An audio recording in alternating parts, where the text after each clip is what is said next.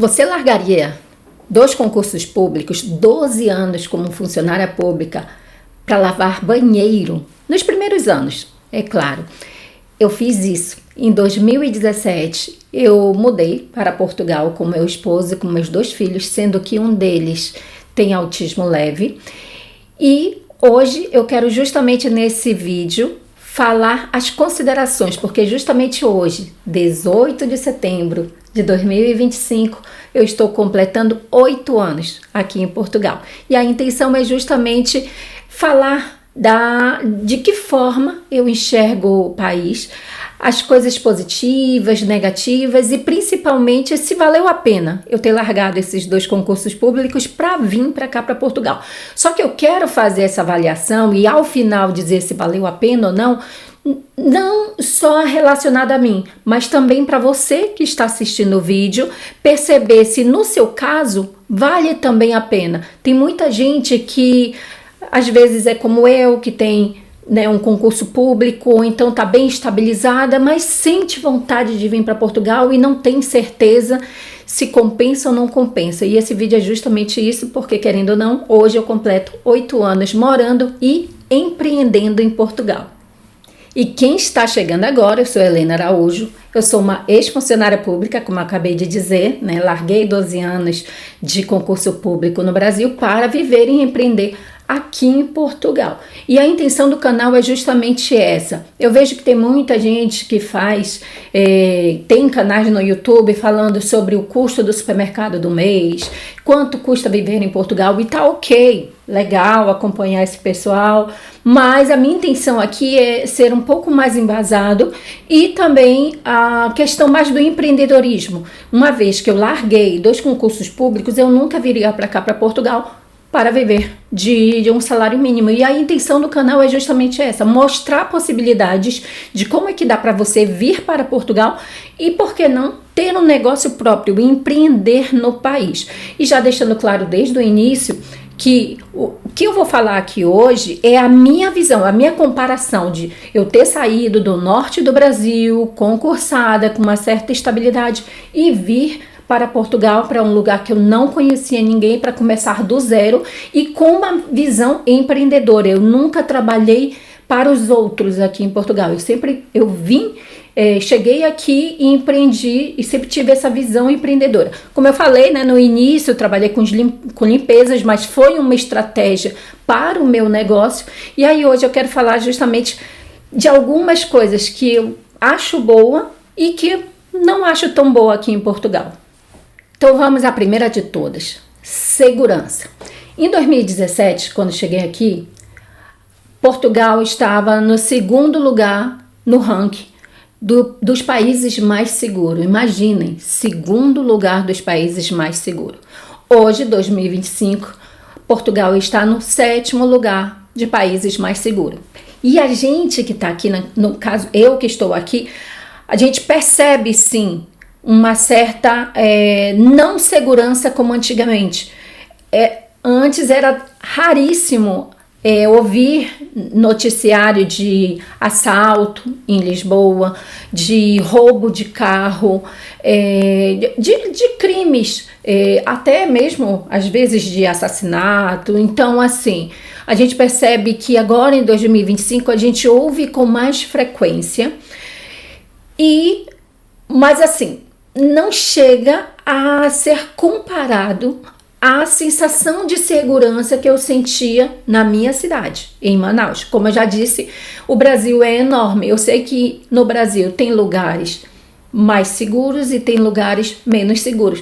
Também não é diferente aqui em Portugal. Lisboa, Porto, as grandes cidades estão mais violentas do que nos interiores, que continua sempre mais calmo. Então, assim, a minha comparação é do país como todo. Então, comparando o Brasil e comparando Portugal, qual era a sensação que eu tinha em relação à minha cidade de Manaus?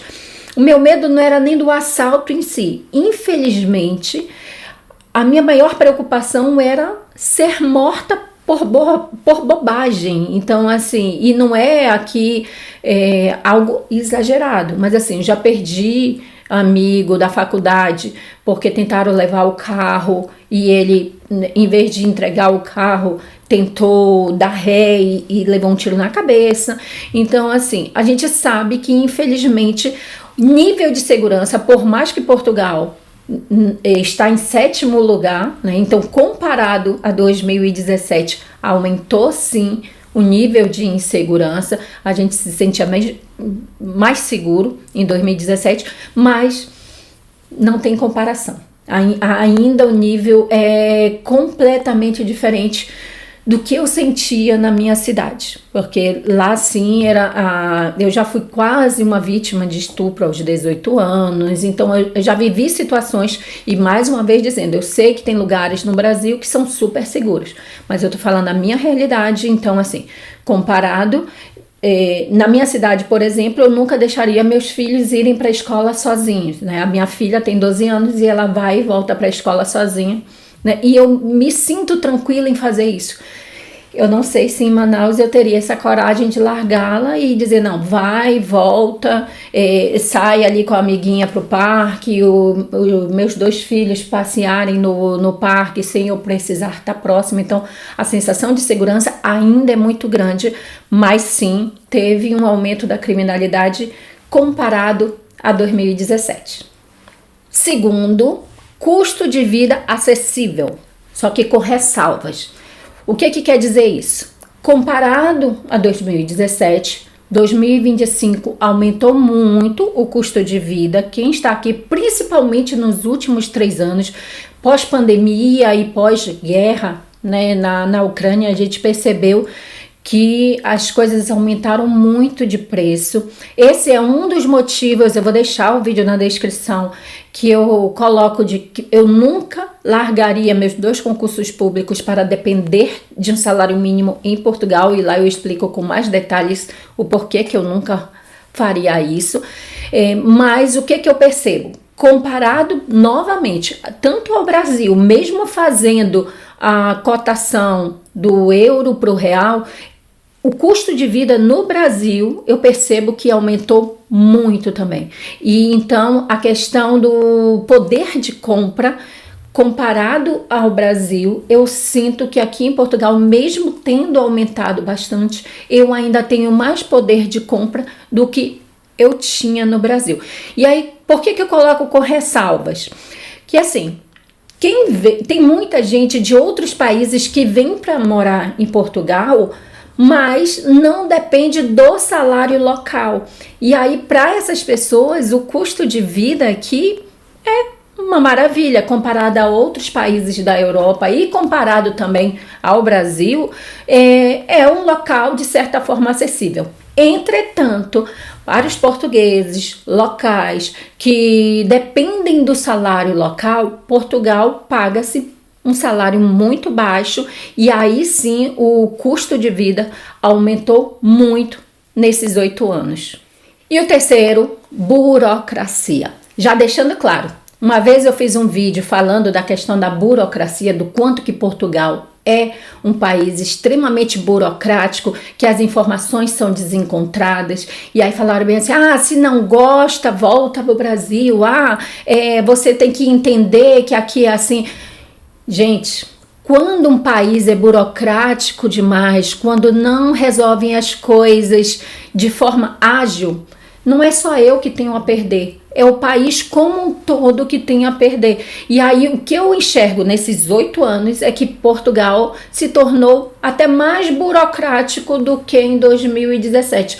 Coisas que eu enxergo que poderiam ser automatizadas, hoje em dia com a inteligência artificial, tudo poderia ser muito mais rápido, ainda é muito lento, as informações são muito desencontradas. Então, assim, em relação à burocracia, não melhorou em nada, e eu percebo que até complicou ainda mais, tá cada vez pior se comparado 2017 a agora 2025. E se está gostando até agora desse vídeo, não esquece de deixar o seu like. Dificuldade de encontrar bons profissionais.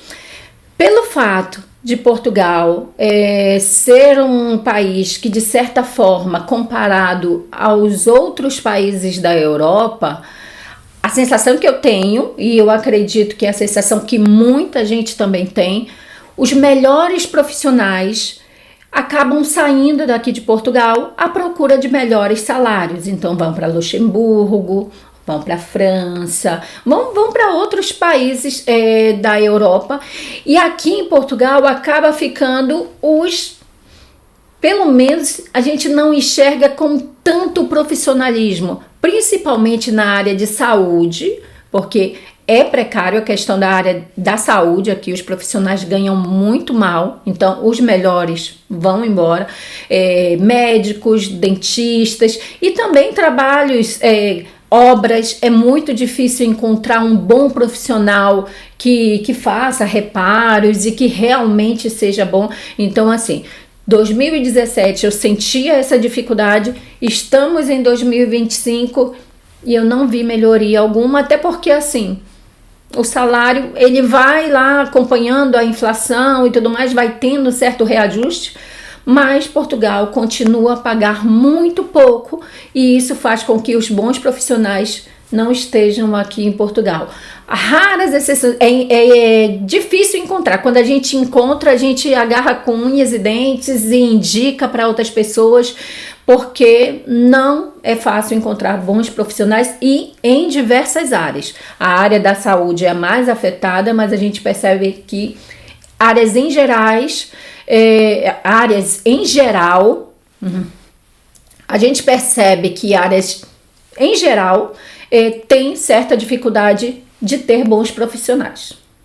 Preconceito, o próximo tópico. Eu sei que Portugal tem muita xenofobia, muitas pessoas passam por situações de preconceito, mas eu vou dizer da minha realidade. De 2017 até 2025, até agora eu nunca sofri nenhum processo de preconceito, mas é como eu coloquei aqui, a minha realidade. Eu trabalho de casa, 80% do meu público não mora em Portugal, então assim, os portugueses que eu tenho contato, que é da área de trabalho, que é da área de eventos, são muito legais, são ótimas pessoas. Então assim, pode ser que porque eu trabalhe de casa, atue numa área onde a gente já tem um posicionamento no mercado para determinado público, isso acaba me blindando em relação a ter contato com pessoas um pouco mais preconceituosas. Aqui, quando eu criei o canal, se você perceber pelos comentários, um ou outro indivíduo vem e aí sim, com ataques preconceituosos, mas esses eu nem ligo, até porque eu sei que quando a pessoa está na internet, ela se solta mais ainda, né, do que falar diretamente. Mas assim, sofrer preconceito diretamente, eu nunca sofri, mas sinto sim que o país vem cada vez mais crescendo essa questão do preconceito, até por conta, tem uma razão, eu não estou dizendo que é o certo, que é o errado, mas tem uma certa lógica do porquê que o preconceito está aumentando em Portugal. E uma dessas lógicas é a imigração desenfreada.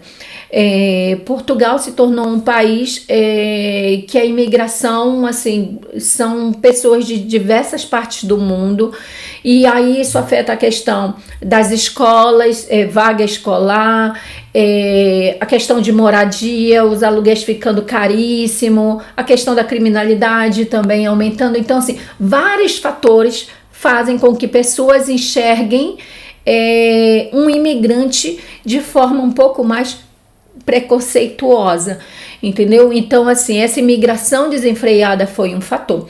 E aí também tem essa questão do governo em si, porque uma coisa é se fosse uma imigração e continuar tendo muitas casas, para os portugueses locais não ter dificuldade de aluguel, a questão do se adaptar. Vou dar só como um exemplo de algo que incomoda muitos portugueses e que faz sentido. Não é algo...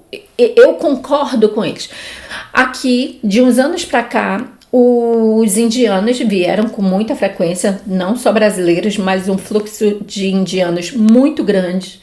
E muitos deles não aprendem a falar o português. Eles falam inglês e assim, já moram aqui há anos e falam inglês e assim, não querem mudar. E aí, muitos deles resolvem ser Uber, por exemplo. Então, quando a gente entra no Uber, é claro que em Portugal muitas pessoas falam inglês, mas tem pessoas que não falam. E a lógica deles é o seguinte: quando eu tiro carteira de motorista, eu não vou ter que fazer uma prova teórica, eu não vou ter que fazer uma prova prática. Então, assim, não faz sentido eles não falarem o idioma, não falarem o português e dirigem e podem ser Uber. Então, assim, é nesse sentido que acaba aumentando o nível de preconceito no país, e a gente sente sim que de 2017 sempre existiu, sempre algumas pessoas já passaram por processo, né, de um certo preconceito, mas a gente vem sim ver esse nível aumentando. Não é à toa que até o Chega, a direita, né, extrema direita em Portugal vem aumentando, vem tendo seus adeptos, e é por conta da imigração desenfreada, um dos fatores. Agora o tópico aluguéis.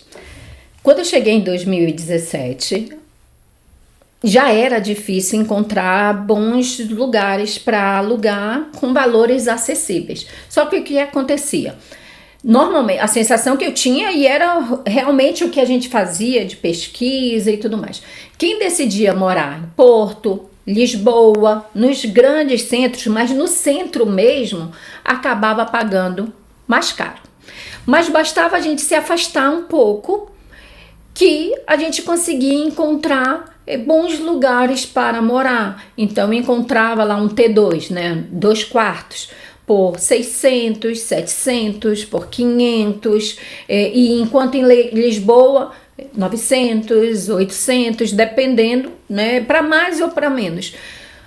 Agora, em 2025, a sensação que a gente tem, e também a pesquisa, porque a gente, querendo ou não, a gente mora num apartamento de 2 quartos, mas quer se mudar para um de 3 quartos, mas assim, a gente está procrastinando o máximo possível, porque agora a sensação que dá é que nem que você se afaste a 1 hora de distância de Lisboa, no nosso caso a gente tem que estar aqui próximo de Lisboa porque fazemos fotografia, a maioria das nossas noivas casam por aqui, né? Sintra, Cascais, Lisboa. Claro que a gente atende toda Portugal, mas a gente mora num local bem localizado. Quando a gente precisa fazer um ensaio turístico, a gente está a 15 minutos do centro histórico de Lisboa.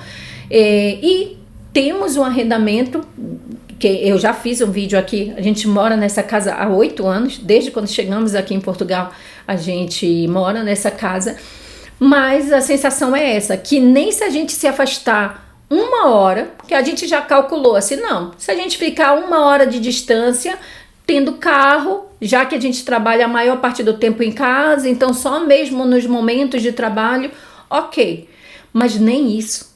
Até os lugares mais afastados estão extremamente caros. Assim, apartamento com 2 quartos a 1 hora de Lisboa, a 1 hora do Porto, por 800, por 1.000, por 1.200. Assim, só encontra um pouco mais em conta, tipo em aldeias, em lugares bem mais difíceis. Aí tem a questão das escolas para os meninos, a distância para vir trabalhar em Lisboa acaba sendo maior, mas é incrível o quanto que os aluguéis aumentaram absurdamente. Quando uma pessoa encontra um apartamento com 2 quartos a 1 hora de Lisboa por 500, 600 euros ou até 700, pode dar assim um aleluia, porque parece agulha no palheiro, tá muito difícil, é muita gente à procura e com pouca oferta. Portugal, a questão das moradias, são moradias antigas, Portugal ficou muitos e muitos anos sem novas construções e isso afetou justamente com a questão da imigração desenfreada. Então, os aluguéis, sim, eu senti que ficou... A principal diferença é essa. Antigamente, bastava se afastar um pouquinho e agora, assim, nem a 1 hora de distância a gente consegue encontrar bons imóveis. Próximo, Portugal não se faz dinheiro com tanta facilidade quanto no Brasil. Tem que entender a dinâmica de consumo, o poder de compra, e eu percebo que o Brasil é muito mais fácil de se fazer dinheiro, principalmente por conta do comércio informal, sendo que aqui em Portugal tem mais regras. Eu sinto que em 2017, por exemplo, era muito raro encontrar pessoas na rua te oferecendo algo, te abordando para oferecer algo. Eu já sinto que agora em 2025 a gente encontra algumas pessoas, até por conta mais uma vez, da imigração desenfreada, as pessoas ficam procurando como fazer dinheiro e a gente sente que tem essa abordagem. Mas aqui em Portugal é mais difícil essa coisa de comércio informal. Tem multas, é realmente proibido fazer isso. E também a dinâmica de consumo. Nós brasileiros, a gente tem a relação de compra é diferente da relação, da forma que o português tem com a questão do dinheiro, da questão do consumo em si. Nós somos muito voltados para a questão do emocional. Se tiver gatilhos, né, é ensinado, né, usar gatilhos de venda que peguem a questão da emoção, e nós brasileiros acabamos caindo muito nessa, e a gente parcela em não sei quantas vezes, parcela no cartão, mas compra. Então isso faz com que, de certa forma, a economia seja mais fácil de fazer dinheiro.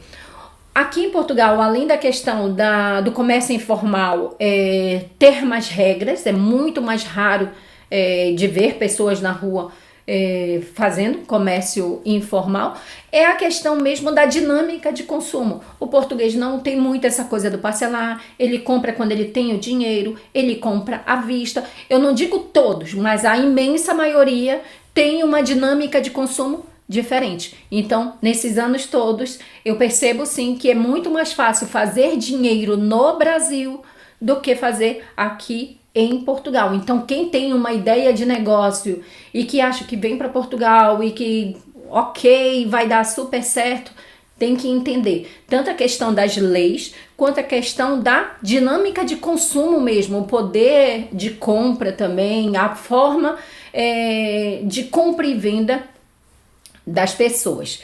E o último, por fim, a questão da educação. Eu sinto que o que os meus filhos têm aqui em Portugal, eu precisaria ganhar muito bem no Brasil, muito mesmo. E eles estudarem numa escola particular. Aqui eles estudam os dois em escola pública, mas assim, a minha filha tem 12 anos, fala inglês fluente, tá aprendendo a falar francês. O meu filho chegou aqui aos 9 anos sem ser alfabetizado, porque tem o autismo leve, em 3 meses foi alfabetizado, mas ele faz atividades na escola, e escola pública que, assim, no Brasil só mesmo pagando. E eu percebo que sim, a questão da educação continua muito boa, nesses 8 anos que eu estou aqui, continua. Houveram algumas greves, mas é totalmente diferente das greves no Brasil. No Brasil, a gente vê que as greves duram 1 mês, 2 meses, 3 meses, paralisa a escola, nem que seja para o professor depois voltar a dar aula nos finais de semana, nas férias, mas as crianças saem prejudicadas de alguma forma. Aqui, Quando tem greve, é assim, uma sexta do mês paralisa os professores, no outro final de semana paralisa o corpo técnico. Então, assim, tem greve, mas não prejudica tanto as crianças. E em relação à escola em si, à qualidade da educação, eu acho muito boa, pelo menos, e inclusive aqui a gente não vê aquela diferença de que, assim, escola particular, quem tem poder aquisitivo coloca na escola particular e só quem não tem coloca na escola pública. Aqui em Portugal não, até as pessoas que têm um poder aquisitivo maior não veem necessidade de colocar numa escola particular, porque muitas vezes o recurso que a escola particular tem é inferior ao recurso que a escola pública recebe. Então, assim, não tenho do que reclamar. Gosto bastante da questão da educação e de tudo isso que meus filhos estão passando aqui em Portugal. Então, esse era o meu panorama, né, os pontos bons e menos bons, e agora eu vou justamente colocar se valeu a pena. E desde já eu já digo que sim, valeu a pena ter largado 12 anos de concurso público para vir morar em Portugal, nem que no início tive que trabalhar nas limpezas para poder fazer dar certo o meu negócio, foi estratégia minha, né, ter feito isso na época. E aí eu quero justamente colocar, porque eu não quero só nesse vídeo trazer o porquê que para mim valeu a pena, mas o vídeo, a intenção é justamente você também fazer uma análise, se você está aí no Brasil e pretende vir, ou então assim, se conhece alguém que está nesse processo, manda esse vídeo também. Eu quero que a pessoa faça uma análise, porque o que acontece? Tem 3 perfis de pessoas que quando vêm para cá, para Portugal, precisam analisar muito bem, mas desses 3, tem uma em principal que precisa analisar com mais detalhes.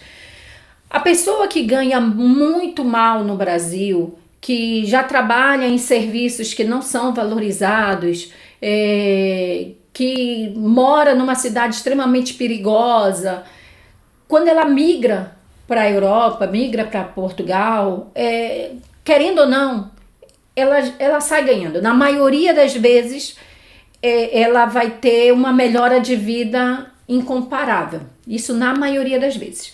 Uma pessoa que ganhe muito dinheiro, que assim, ela não precisa se preocupar com dinheiro, ela se mudar para Portugal para fazer uma experiência, também não afeta tanto, porque até se não dá certo e ela voltar, serviu de experiência e ela continua rica, não precisou vender a sua casa, volta para a vida que ela tinha no Brasil, apenas tendo experiência de ter morado um certo tempo na Europa. Ela consegue voltar ao Brasil várias vezes para visitar a família que ficou no Brasil, e isso não a afeta financeiramente. O ponto principal é, no nosso caso, eu tinha 2 concursos públicos, então uma pessoa que é concursada, que já tem uma certa estabilidade, que é classe média. A classe média do Brasil é que precisa ponderar, e por isso que foi a intenção de trazer esse vídeo, porque a gente sim tem que fazer uma análise muito boa, tem que ponderar vários fatores para ver se realmente vale a pena, porque no nosso caso, fazendo de forma errada, a gente tem muito a perder. Eu vejo que tem muitas pessoas que vendem a sua casa no Brasil, vende o carro, vende tudo, vem para cá, para Portugal, com uma perspectiva e que vai dar super certo, e 1 ano, 2 anos depois volta e sem casa, sem carro, tendo que começar do zero, morar de favor na casa da família. Então, assim, para você que está nessa situação, que tem um certo conforto no Brasil, que tem uma estabilidade financeira, analisa bem. Será que viver longe da família, sem ver os sobrinhos crescendo, longe dos pais, todos esses benefícios que eu coloquei aqui, Será que supera essa distância? Será que compensa essa distância? No meu caso, valeu a pena por N fatores, né? Como eu falei, assim, meus pais já não estão vivos, eu tinha um propósito muito grande, o meu filho que não conseguia ser alfabetizado, eu tenho essa veia empreendedora, então eu sabia que ia dar certo, eu ia fazer dar certo de qualquer forma. Então, assim, mas tem pessoas que precisam ponderar bem. E a intenção do canal, né, desse vídeo específico era justamente essa. Então, assim, se você gostou desse vídeo, mais uma vez, não esquece de dar o seu like, compartilhar com outras pessoas que precisam conhecer esse canal, que assim, foge um pouco dessa coisa de quanto custa o meu supermercado, qual é o meu custo de vida em Portugal, e entender Portugal numa perspectiva mais de negócios, de empreender. E não esquece, tem muita gente que está assistindo aos vídeos, mas ainda não se inscreveu, então se inscreve, ativa o sininho para poder você ir acompanhando os próximos vídeos que eu vou passar aqui. Então, fico por aqui hoje, 8 anos em Portugal, daqui a pouquinho vou ali passear com a família para comemorar nossos 8 anos. Quem ainda não me segue no Instagram, por favor, me siga e te espero no próximo vídeo.